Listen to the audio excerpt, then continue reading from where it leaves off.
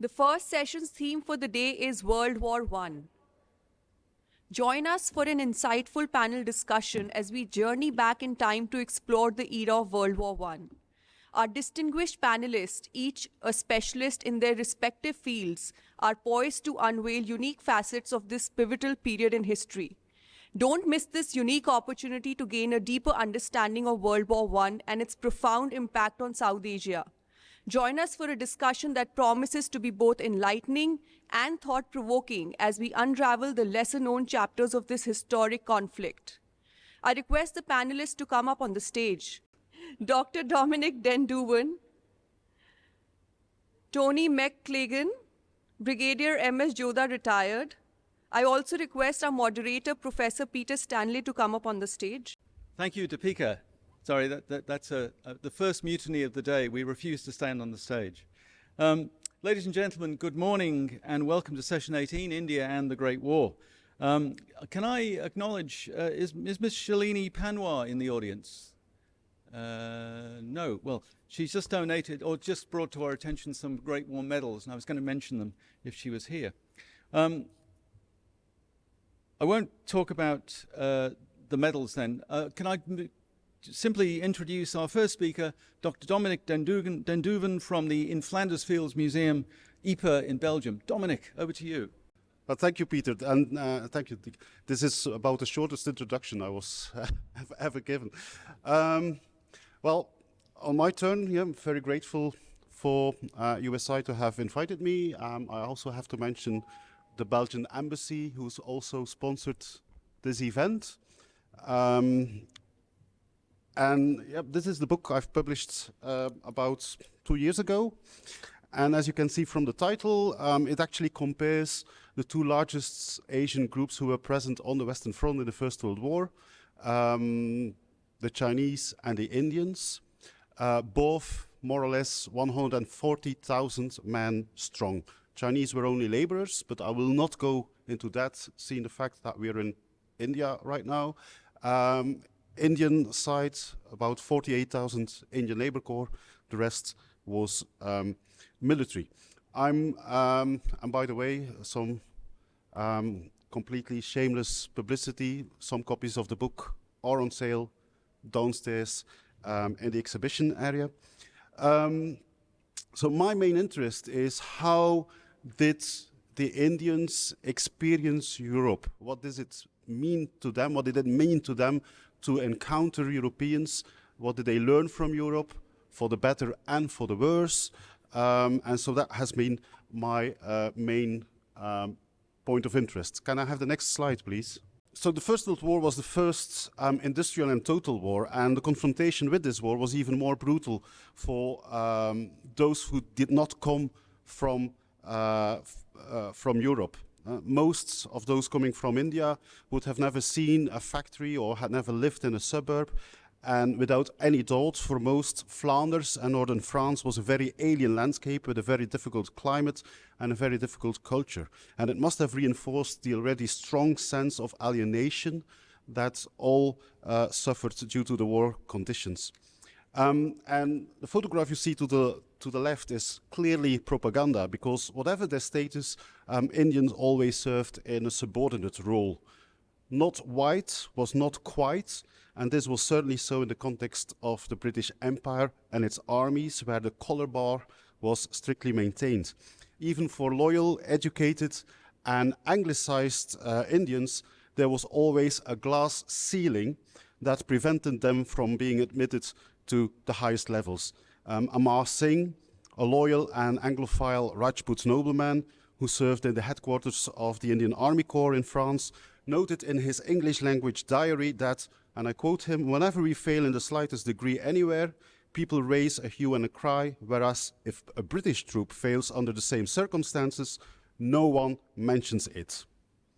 And when on a staff meeting, Amar Singh suggested at one point to send the Indian troops to Egypt and bring all the British troops out, Major General Brunker turned to him rather fiercely and said, "You can't fight with native troops only." And Amar Singh's comment in his diary was, "This hurt me very much, because after all, why can't the Indians be taught fit to fight by themselves?"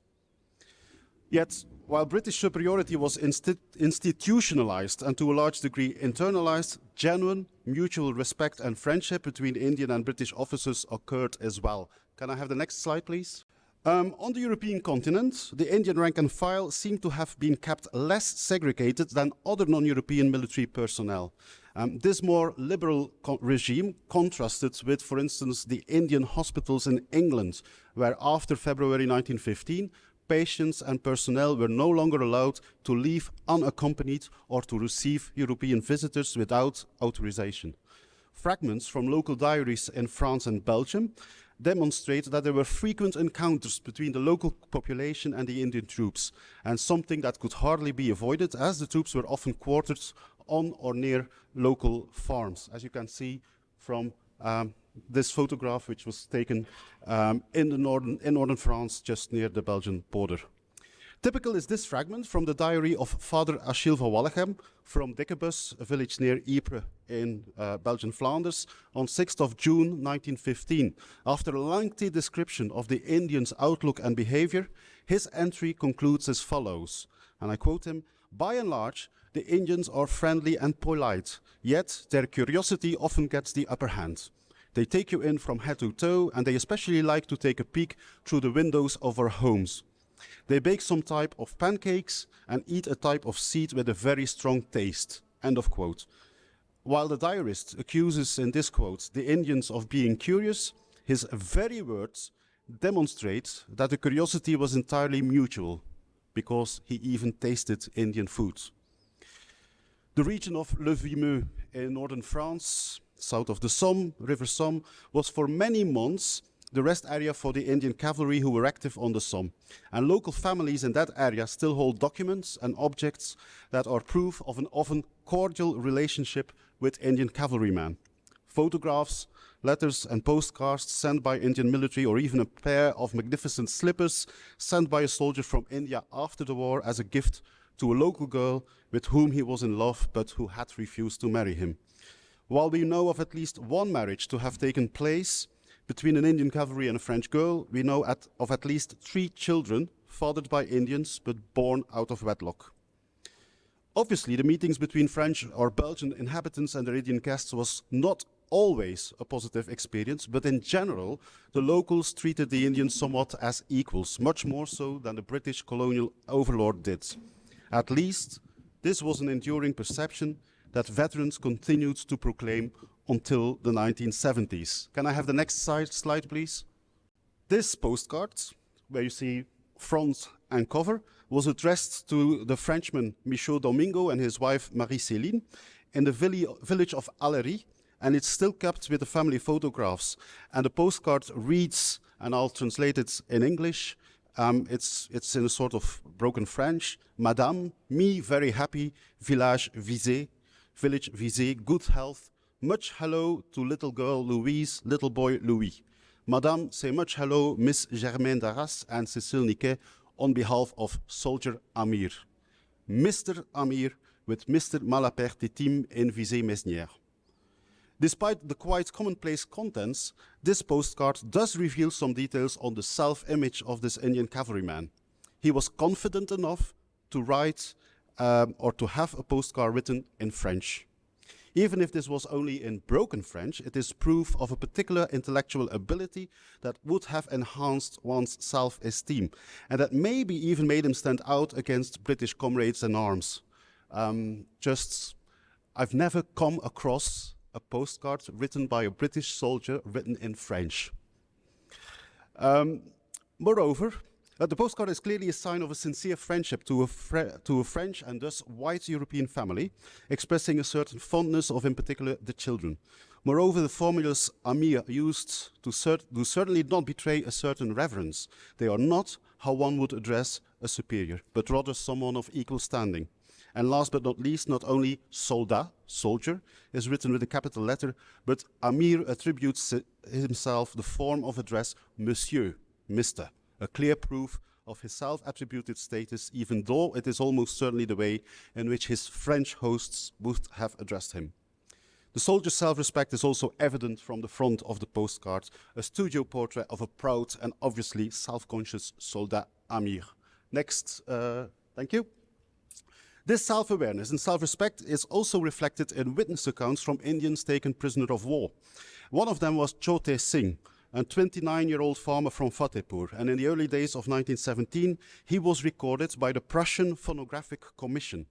On one of the recordings, we hear him tell a story in Hindi about the god Ram, interlaced with song.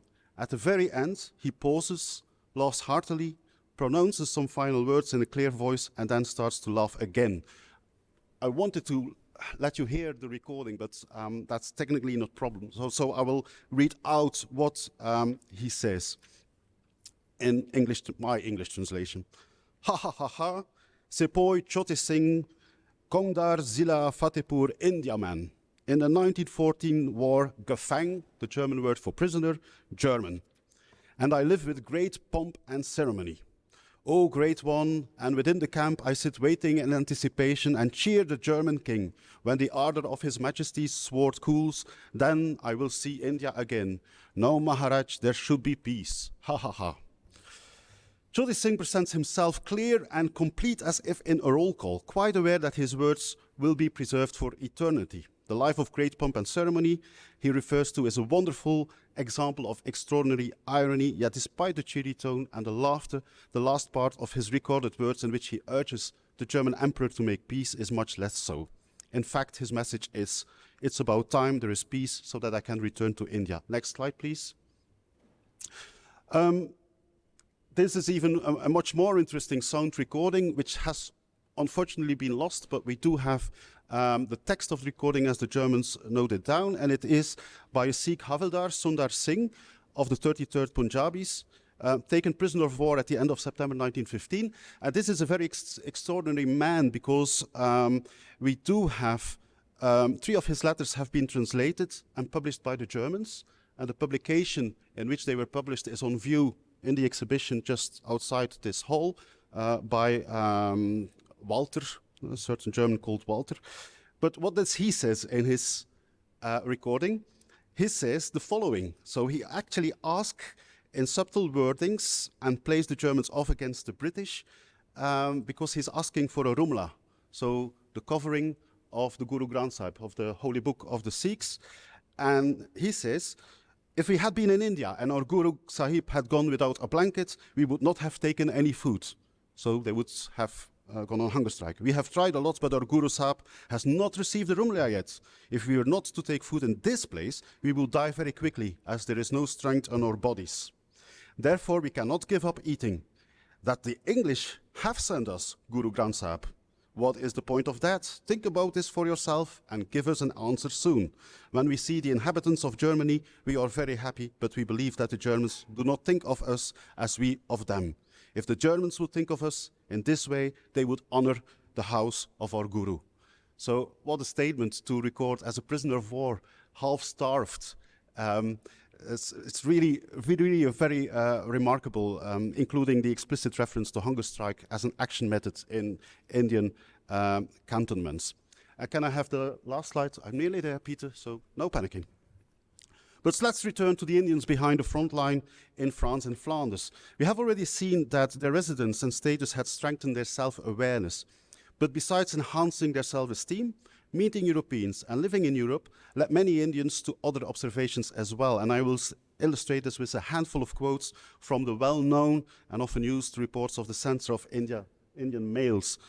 You can read them for yourself, which would help me win some time. I want to stress in the first quote, on the third line, at best I come to the conclusion that with the loss of spirituality, as he has seen in Europe, they will lose their national strength, and then he says, as our India did.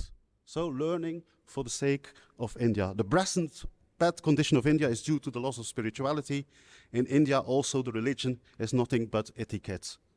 So what we have here is a mixed opinion in which Europe's advantages and shortcomings were weighed against each other, while these are being reflected upon the situation in India.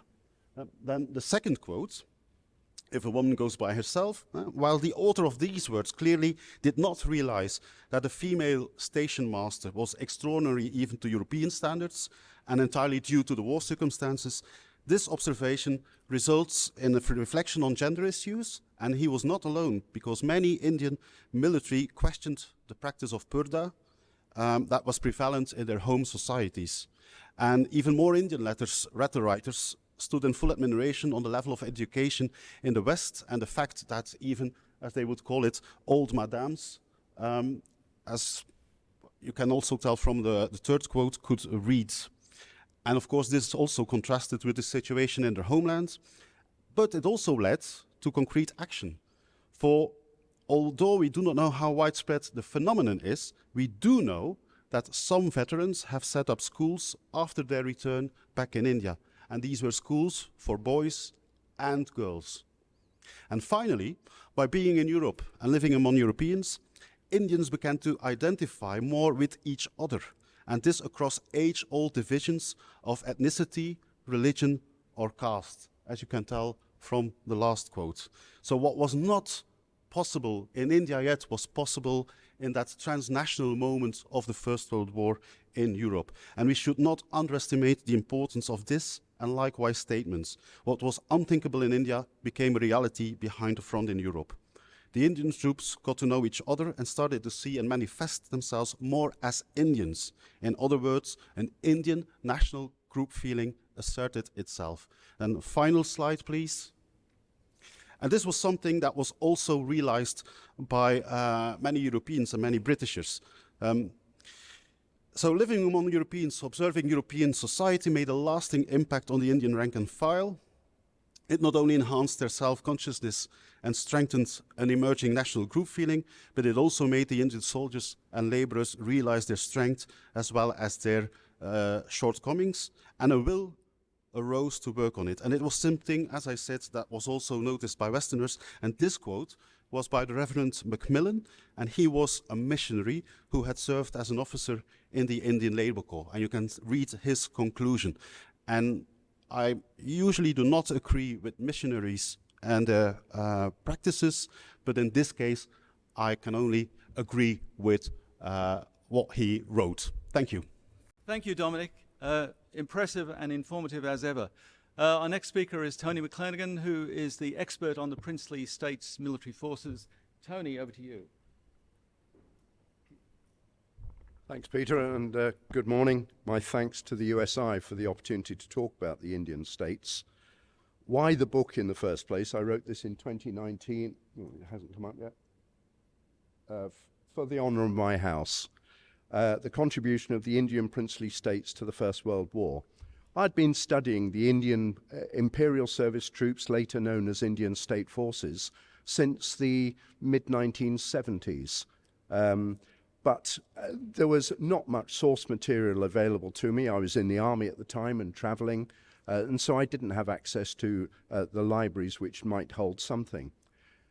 As 2014 approached, so the USI and the Ministry of External Affairs started to kickstart this thing to address the general level of ignorance of India's contribution to the First World War.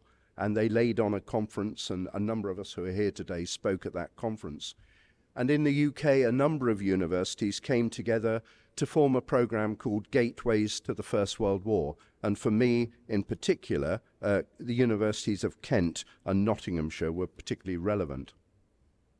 But if the role of the Indian Army largely had been forgotten, it had at least been recorded in some contemporary books, though I have to say my opinion is that the official histories tend to make light of the contribution.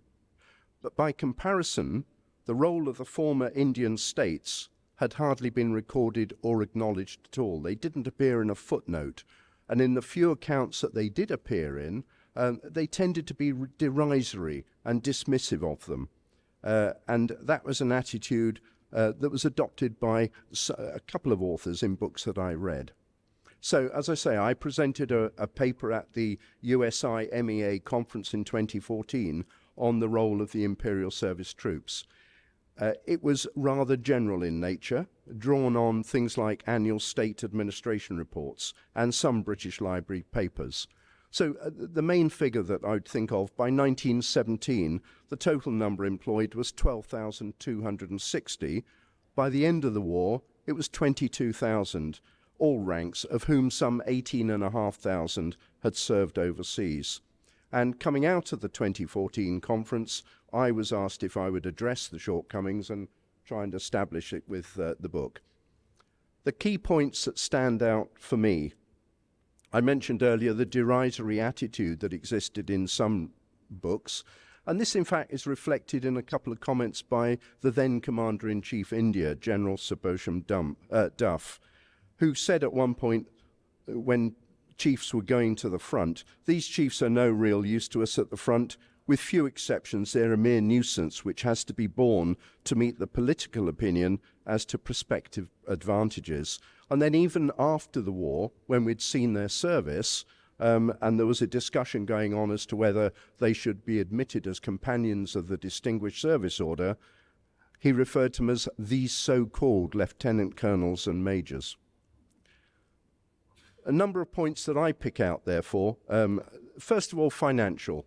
The states contributed considerably in financial terms, about £5 million sterling out of India's total contribution of £160 million.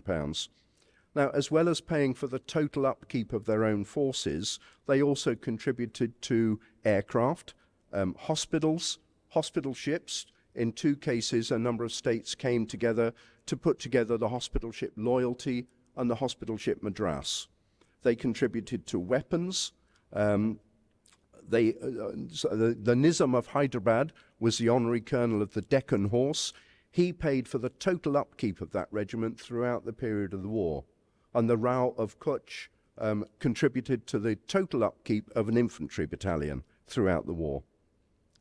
On religious grounds, another key point I focused on, there was concern at the outbreak of the war that should the Ottoman Empire come in, and remember it didn't declare immediately, should the Ottoman Empire come in, then there would be a threat possibly from Muslims in India, remembering that the Sultan of Turkey was also the Caliph. The concerns were largely unfounded as regards the Indian army, but the government felt that it was imperative that senior Muslims, and particularly the Nizam of Hyderabad, who was regarded as the prominent Muslim in the country, should make a pro-British statement. He hedged and hawed a little bit, but finally he did issue a firman which said essentially the British are right and we're on their side. The result of that, at the end of the war, uniquely, he was given the title His Exalted Highness. And yet for some of the other rulers who had served at the front, I have to say it riled them up a little bit, and they started saying, well, can't we have another title like, His Imperial whatever? It didn't wash. He was the only one to get His Exalted Highness. On the diplomatic front, another point I bring out, when an Imperial War Cabinet and an Imperial War Conference was called in London in 1917 to discuss closer cooperation between the Dominions and the UK, Maharaja Ganga Singh of Bikaner was one of 3 Indian leaders invited to participate. There was then a second similar conference in June 1918. Ganga Singh wasn't available, so Maharaja Bhupendra Singh of Patiala went in his place. But when it came to the peace conference of November 1918, again, Maharaja Ganga Singh of Bikaner was invited to participate. And he was one of those appointed by the king to sign the Treaty of Peace on behalf of India. And of course that led to India coming into the League of Nations. So I think an important contribution. And then finally I'll look at the military, and I'll divide it briefly. East Africa, and the key points that stand out for me. It's a campaign that's largely ignored and washed over. But of the 5,018 Indian Army casualties, killed, wounded, died of disease, missing, at least 540 of the deaths were of Imperial Service troops, and the number's possibly higher because the records aren't totally accurate. Frankly, East Africa was not a very successful campaign from start to finish, and the German Colonel Paul von Vetto von Borbeck ran rings around us. But it lasted until after the European armistice had been signed. Of the Imperial Service Troops events that stand out for me in East Africa, there was a first, and I'm thinking of the sterling action of the 2nd Kashmir Infantry at Tanga in November 1914, a badly planned operation, and Brigadier General Aitken lost his job as a result of that. But when others broke and ran, the 2nd Kashmirs held their ground. And for that, their commanding officer, Lieutenant Colonel Durga Singh, was promoted within the Indian Order of Merit from the 3rd class to the 1st class. Now, he was one of the first 2 officers to jump after that honour, the Indian Order of Merit, had been made into a 2-class award. So he became an IOM 1st class. Another point from East Africa, the gallantry of the Jind infantry at Jassin in January 1915. And you have to read it to sort of understand what they went through. There were recommendations for them to be given the IOM, but in fact they were downgraded to either an IDSM or ignored altogether.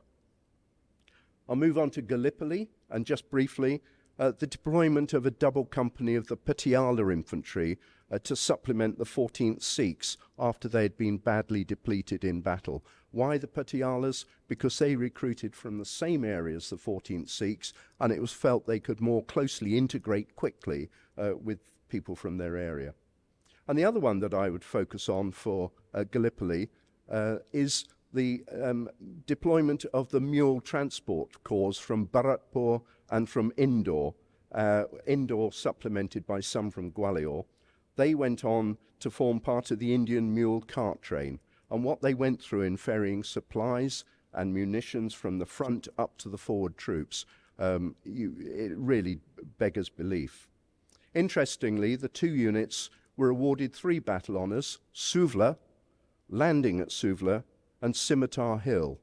And what I find strange is that only Bharatpur and Indore of the Mule Corps got landing at Suvla. Why didn't the other components of the Indian Mule Corps get it?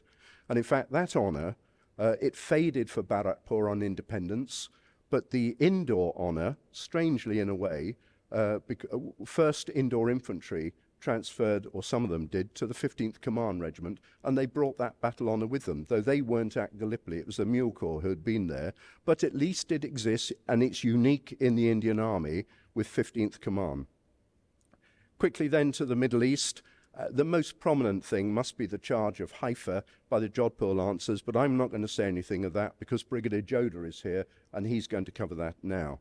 So the things I would focus on: the Bikaner Camel Corps, the Ganga Risala, the first engagement of the First World War in the Egyptian theatre by any British or Indian troops, fell to the Ganga Risala on the 19th of November 1914 at Bir el Nus, and they lost 1 officer, 12 sepoys, 1 interpreter killed, and 3 sepoys wounded. They had in fact been led into a trap by the Egyptian Coast Guard Camel Corps, who were subsequently withdrawn from the line and all their camels handed over to Bikaner.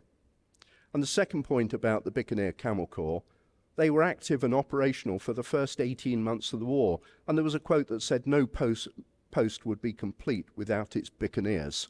But then in early 1916, the Imperial Camel Corps was formed of the 1st and 2nd Australian Divisions, the Australian Light Horse, and troops from New Zealand, the British Yeomanry, and the Territorial Infantry. And from that moment on, the Bikaneers were relegated to the Western Desert. They still did valuable work in coastal defence and in confronting the Senussi. But why were they moved? I've not seen a single disparaging remark about their conduct and their behaviour in Egypt at that time. And the final point I'd make is I for many years looked at the Teen Murti here in Delhi. And why is it the Teen Murti and not the Chat Murti?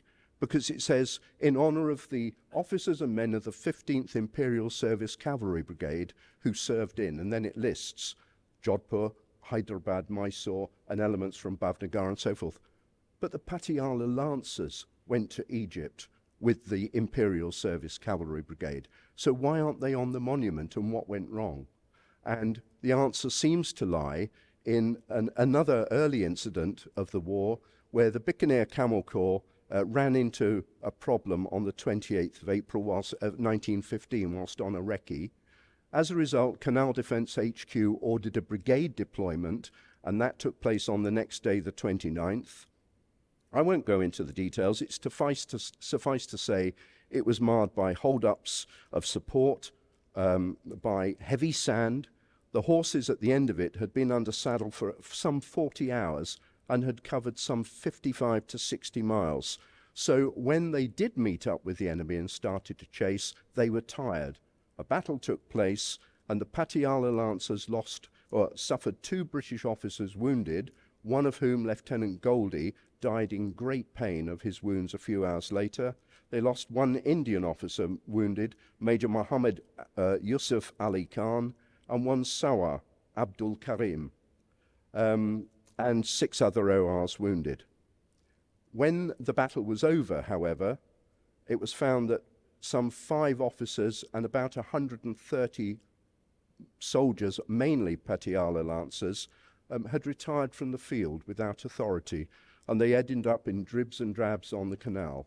And other elements of Patiala Lancers performed well and were commended for their actions afterwards. It meant that within a year, the Patiala Lancers were removed from Egypt and sent to Mesopotamia, where I have to say they recovered their reputation grandly. But why were they left off the Timurti? Was it deliberate because of Mahadat? Or was it just that by the time the monument was being designed, people had forgotten they had ever been there? And that, I think, is sad. It means that those 3 people I mentioned, Lieutenant Goldie and Major Khan and the Sawar, are not mentioned on the Timurti. They are on the Commonwealth War Graves Commission at Heliopolis. So, thank you. Thank you, Tony. To the second, and superbly informative as ever. It's my great pleasure now to introduce Brigadier J.S. Jodha. Come up to the podium, Brigadier, who'll fill in the history of the Jodhpur Lancers, in which it's not just regimental history, it's family history. Brigadier Jodha.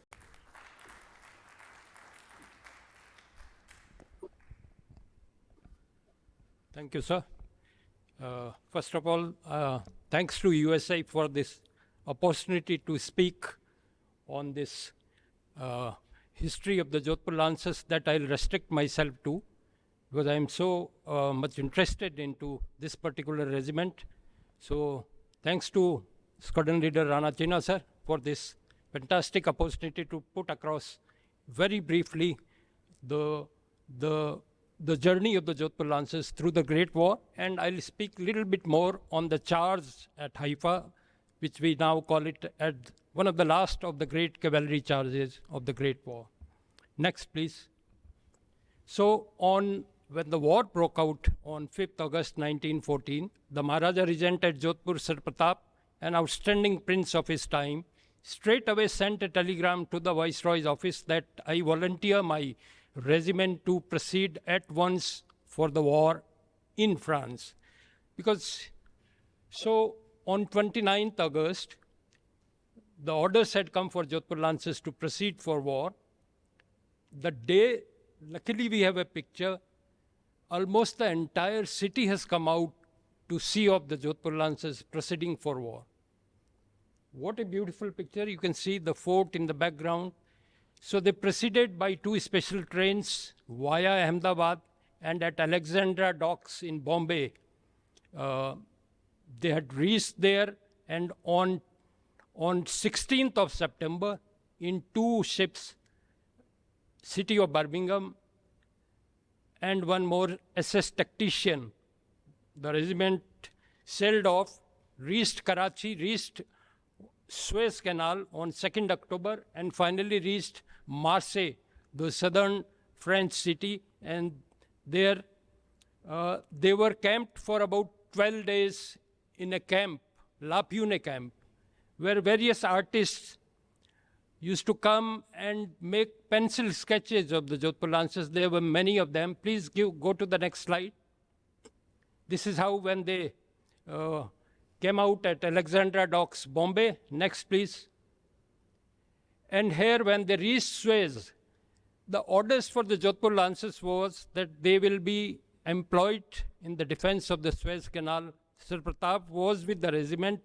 He had taken that precaution of sending a telegram to Lord Kitchener that his regiment should go to France, the primary theatre of war, and not to the secondary theatre of war, that is the defense of the Suez Canal. So after a couple of hours, the orders were received and Jodhpur proceeded to France. And Jodhpur was the only Imperial Service Cavalry Regiment to serve in France. Next, please. So this is a Russian lady artist who made about 8-10 sketches of the Jodhpur Lancers. At the bottom you can see, she's writing Jodhpur Lancers. So this is when they spent about 12 days at La Pune camp because the horses couldn't be ridden immediately on arrival. Next, please. So they remained in France, the regiment remained in France for 3.5 years.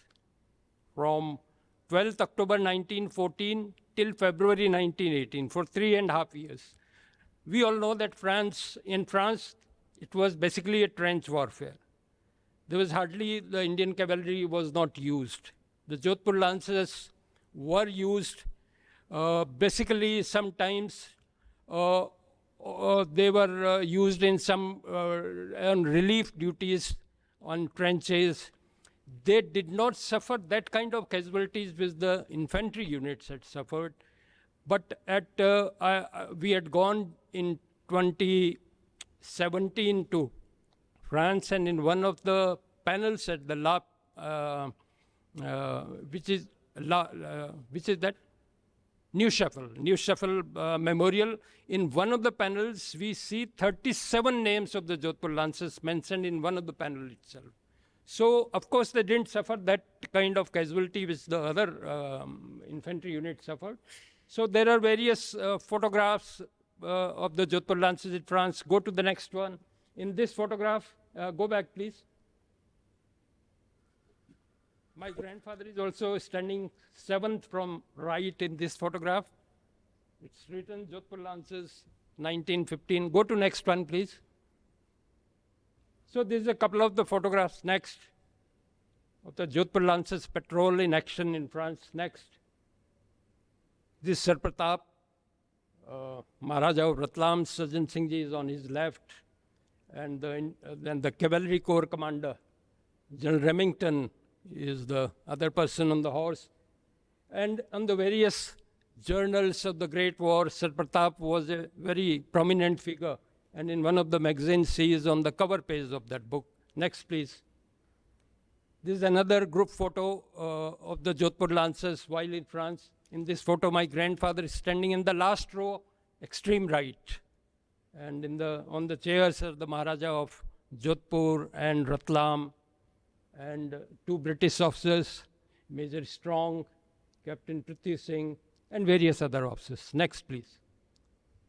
So now, after 3.5 years, the Jodhpur Lancers, as the other Indian regiments, had moved out to the Egypt-Palestine region. So they also proceeded in February 1918. And that is the time this group photo was taken. And in this, Major Dalpat Singh is seated, who died while in action at Battle of Haifa, is seated 3rd from left, and my grandfather is seated 2nd from right. That is, he took over the officiating commandant once Major Dalpat Singh was killed in action. Next, please. So, having arrived at in the Egypt-Palestine region, they were put through 1 month's desert kind of a orientation training, and the Jodhpur Lancers felt much at ease while in Palestine. They felt at home, and in that next about 4 odd months, they took part in 3 classical cavalry attacks. First one was at Jordan Valley on 14 July 1918, then on 23rd September 1918 at Haifa, and then on 26th October at Aleppo, and a week later, the armistice was signed and the war had come to an end. So next, please. So coming to that Battle of Haifa, I want to talk on the action at the Jordan Valley. This is the photograph of the city of Haifa as it exists today. Next, please. Now, on that day, at around 4 o'clock in the morning, the Jodhpur Lancers were at a place about 22 miles behind the city of Haifa.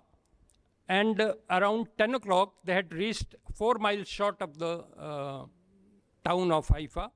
And when their vanguard was fired upon, the brigade commander, Brigadier Sierra Harbord from New Zealand, he was the brigade commander, and his plan was that let some patrols be sent to find out the exact locations of the machine gun and the artillery fire that was coming on to the advanced troops of the Jodhpur Lancers. At that day, present with the brigade was only the Jodhpur Lancers and the Mysore Lancers. The Hyderabad Lancers, the part of the 15th Imperial Service Cavalry Brigade, was not available that day. They were one mount behind with the prisoners of war that was coming behind.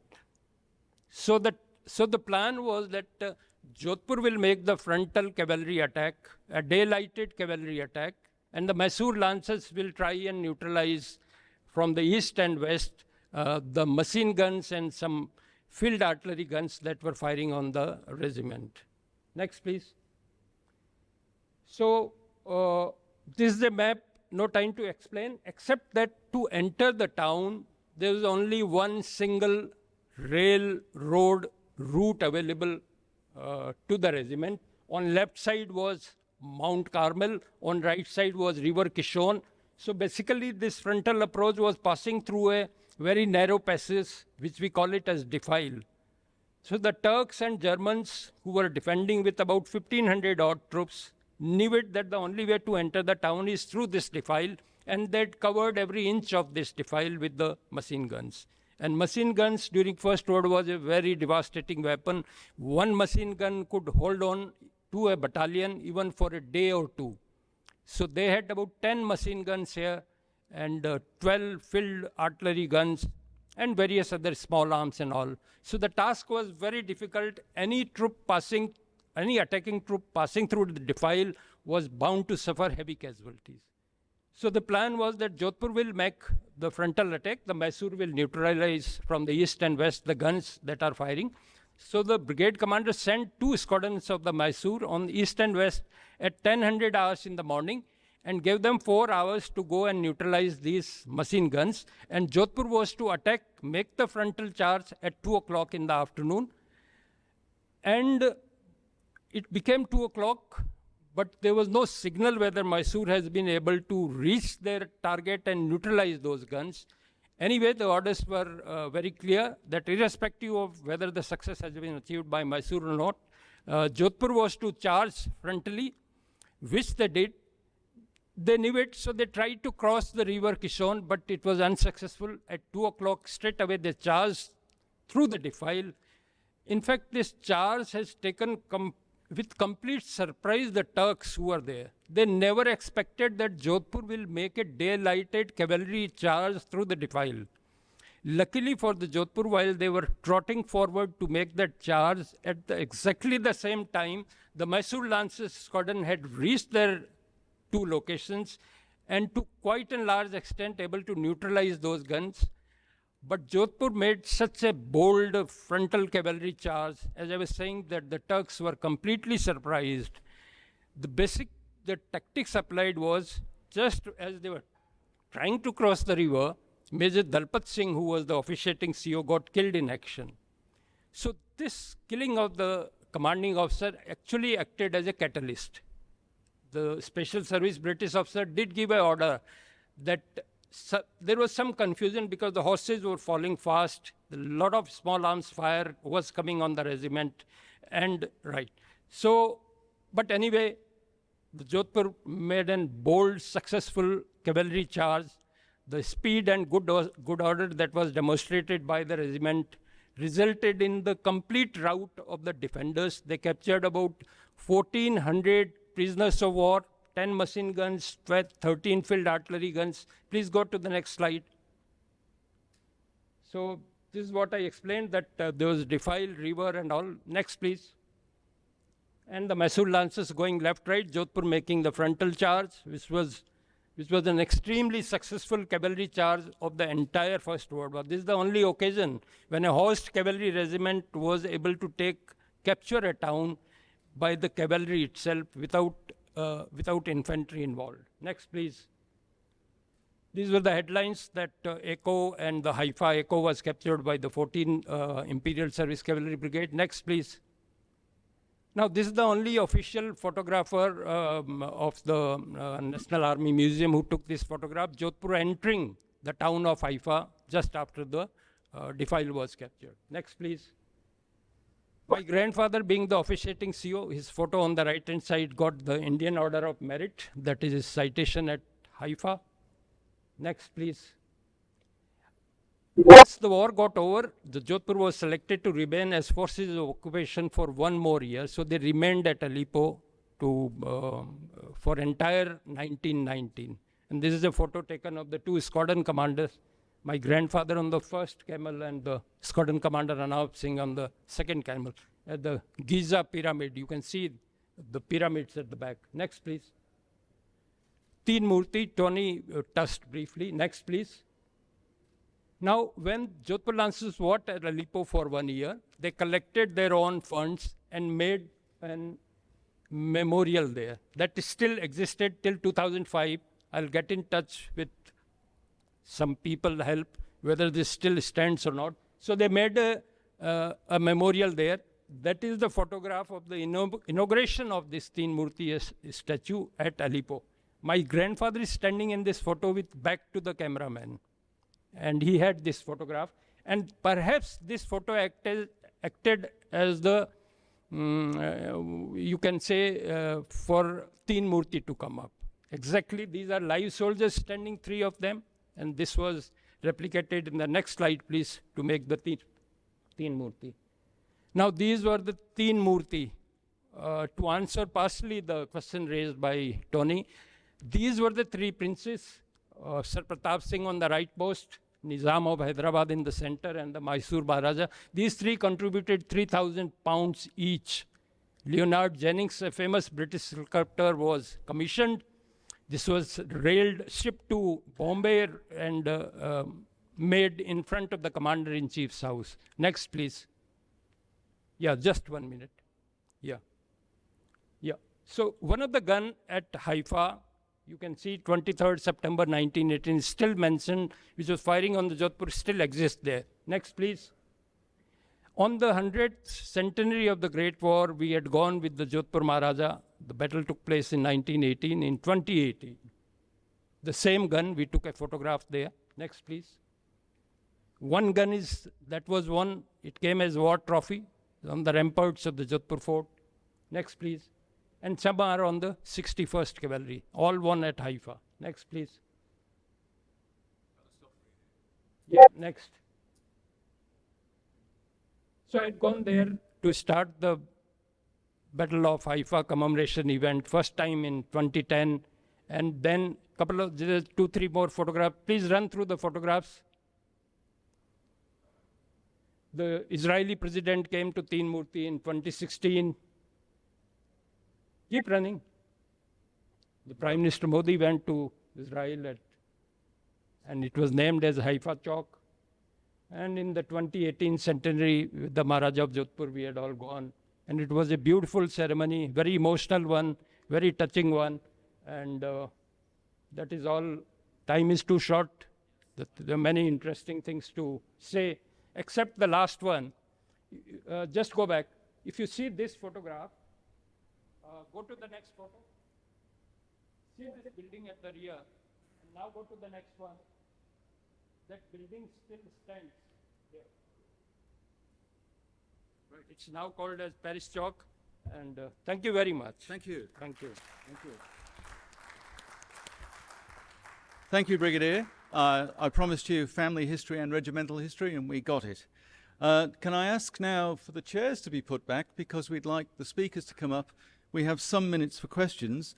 While the chairs are being replaced, are the chairs being replaced?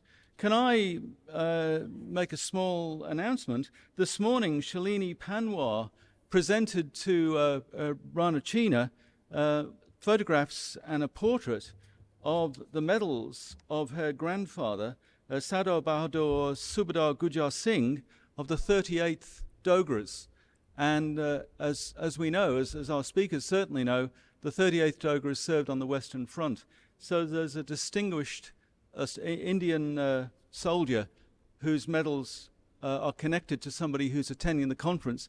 And that's a reminder of how close the Western Front and the Great War is to us still, that there are people alive today to whom the Great War is a personal matter. And indeed, Brigadier Jodha's demonstrated that. Now that we've got our chairs, can we have our speakers? And I invite members of the audience to make comments or questions to members of the panel, and they will respond accordingly. Does anyone have a question, a comment, an observation, a difference of opinion? Yes, Robert. Thank you very much, everyone. I thought that was very impressive and actually very enjoyable, and I love the family dimension as well. One of my friends in the UK, Gordon Corrigan, has written extensively on the sepoys in the Western Front, and he makes the observation that at Neuve-Chapelle, the BAF would have lost the battle were it not for the Indian contribution. Is that your view? I dare not to disagree with Gordon Corrigan. No, but I do completely agree, and it's actually a shame, and Gordon has played a pioneering role in acknowledging the role of the Indian Army on the Western Front. And I do remember when I started at the Flanders Fields Museum 25 years ago, there was nothing, simply nothing. It was just, the only thing we knew is there have been Indians here, and that was all. But their exploits and their engagement, whether it's in Neuve-Chapelle, which is only 20 miles down from Ypres, or at Ypres, nothing at all. So everything that we're able to tell you what Gordon has written, that has all happened in the last 25 years, which means, and more important than that, is that we have had more than 75 years of total oblivion. We've got time for one more question. Anyone want to make an observation or a question? Can I ask Mrs. Shalina Panwar to put her hand up and identify herself? Welcome, madam. It's wonderful that you've come along. Thank you. Last question, anyone? Yes, please. Oh, no, comments are welcome too. Yeah, but you've only got 3 minutes. Much of a response to this because it's an observation. I was here, I fleetingly saw the heading, and I was hoping that Dominiek would, very niche presentation by you, but I was hoping you'd cover a little more about the exploits of some of the most famous cavalry regiments that fought in France, Flanders, mine, Hudson's Horse being one, where we possibly, perhaps earned more battle honors than any other cavalry regiment. But similar to the Brigadier's presentation, I was hoping you'd cover a little more about the exploits and actions of these regiments. I was happy to meet when we came to Cambrai, and Let's hope there will be a next edition of this Military History Heritage Festival, and I'll keep that in mind, and I'll promise you a Hudson Horses focused talk there. And you can buy his book. Look, I'm sorry, I've got to bring it to a close because we've got another I've got to sprint over to another hall. But we've had 3 splendid papers by 3 clear experts in the field. A great frustration that each of them has only been able to speak for a short time. All of them have published on these areas and their books are available, so more knowledge can be gained. Can I ask you to join with me in thanking them for their expertise and the way they presented it? Well done all. Thank you. And now I'd ask you to go over to the other big hall where I'm giving a paper. All right, thank you. Oh, we need a group photograph, sorry. Yes, the formalities have to be observed. Well, they can't start without you, so. Yes, well, don't bet on it. That was great, thank you all.